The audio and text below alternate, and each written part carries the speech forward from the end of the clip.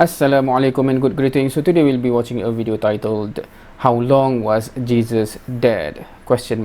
Bible Contradiction number 17.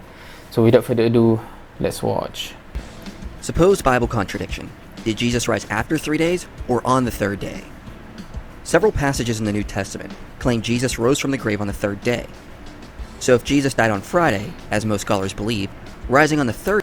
What do you mean by most scholars believe? It means that some scholars believe it is different days, is it? day would mean Jesus rose on Sunday. However, Matthew 12:40 says, "For just as Jonah was 3 days and 3 nights in the belly of the great fish, so will the Son of Man be 3 days and 3 nights in the heart of the earth." So if Jesus died at the end of Friday, he would have to have been dead Friday night, all day Saturday, Saturday night, all day Sunday, Sunday night, and all day Monday, in order to be dead for exactly 3 days and 3 nights.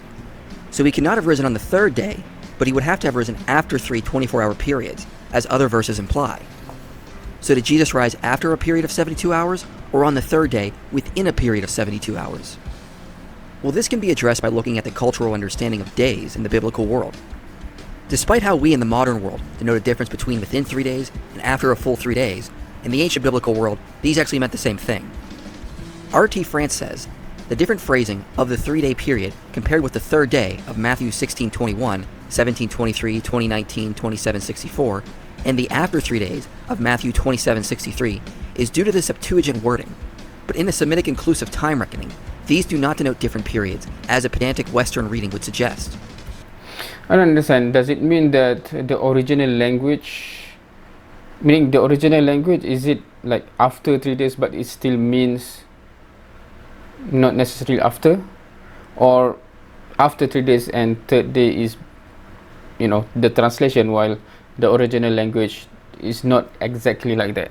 Which one does it mean? We see evidence of this in passages of scripture. Matthew 27 reads, "Sir, we remember how that impostor said while he was still alive, after 3 days I will rise.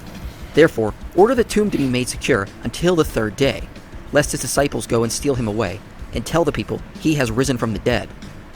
Notice the tomb only needs to be secure until the third day arrives, not until a full 3 days has passed. The Old Testament also has placed third day arrive. Well, until the third day arrive is explicit, or is it inferred? Because secure until the third day, you can also argue that until the beginning of the third day is it understood as such, right? Or until the third day meaning inclusive, and until the third day you have to make sure it is secured. Arrives, not until a full 3 days has passed. The Old Testament also has places where after and on can mean the same time period. 1 Kings 20:29 says, "And they encamped opposite one another 7 days. Then on the 7th day the battle was joined." Genesis 42:17-18 says, "And he put them all together in custody for 3 days. On the third day Joseph said to them, 'Do this and you will live, for I fear God.'" In the Septuagint version of 2 Chronicles 10:5, we read that Rehoboam said for the people to come to him after 3 days. But then in verse 12, why did he say after 3 days when it's written here for 3 days? He said after, right? We read that Rehoboam said for the people to come to him after 3 days. Go away for 3 days and come to me. Also, it is, in other words, it means that after 3 days you can come, is it? But then that's inference outside of this verse, right? Because he assumed that after the 3 days ended, come to me, not that basically it's have been 3 days. But then in verse 12, we read they arrived on the third day. We see the same Greek phrasing in Josephus as well. In Antiquities, we read Amasa was commanded to come to him after 3 days. However, we read after 3 days mean what? So he's not exactly reading the verse, is it? Because there's no word after there. Just after this, on the third day, the king said to Joab, "It is not fit we should make any delay in this affair of Sheba." so they moved on the third day, not after 3 days.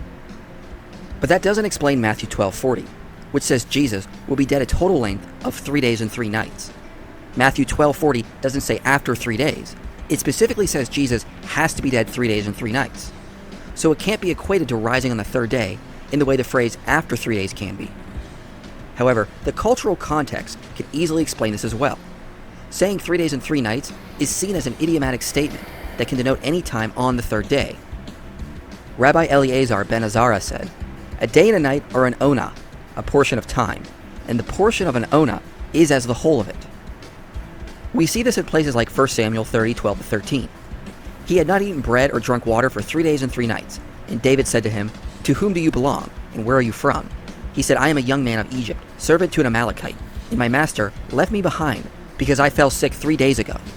So was it 3 days, or 3 days and 3 nights specifically? So is the point that that's more of a phrase, not exactly counting one day, 1 night, 2 days, 2 nights, 3 days, 3 nights. It's more of 3 days, 3 nights basically means, meaning, is it that meaning a phrase that is understood, not literal as such? Esther 4:16, she says she will not eat or drink for 3 days, night or day.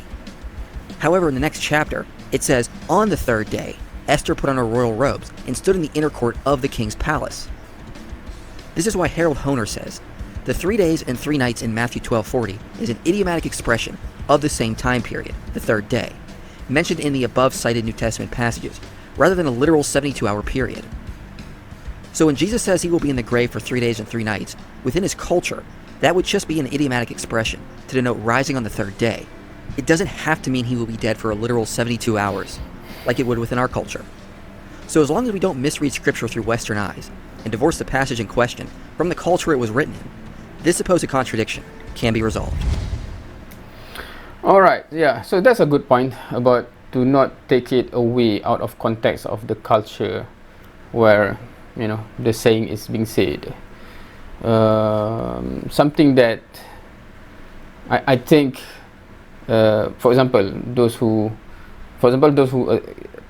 defend this with that argument, it would be weird, and then if they suddenly come to, you know, Islam and want to argue certain things while taking it directly out from the context of the time, for example, the issue of marriage of Aisha, etc. Right? So that's interesting. But I'm not saying those are the same person. But I'm just saying the same person that says this, it would be weird and ironic if they do it to others, unlike what they want others to do it to their religion. Right? Anyway, so that's it for today. Feel free to comment and add on what you want to add on. See you next time.